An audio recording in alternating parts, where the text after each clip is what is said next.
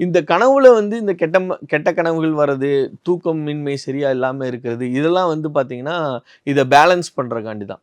So ஒரு bad கர்மாலாம் உங்களுக்கு இருக்கு அப்டின்னா, இது இந்த கனவுல கெட்டதா வந்து என்னாகும் அப்டின்னா, அது கழிச்சிரும். எப்படியும் நம்ம கர்மாவ கழிக்க தான் இந்த பிறவியே எடுத்திருக்கோம். அப்ப இந்த கர்மாவ கழிக்க இந்த பிறவிய எடுத்திருக்கும்போது, கனவுகள்லயே வந்து பார்த்தீங்கன்னா, கர்மாலாம் கழியும். அதனால கெட்ட கனவு வர்றதுனால இனிமேல் நீங்க நன்றி சொல்லலாம் எல்லாருமே.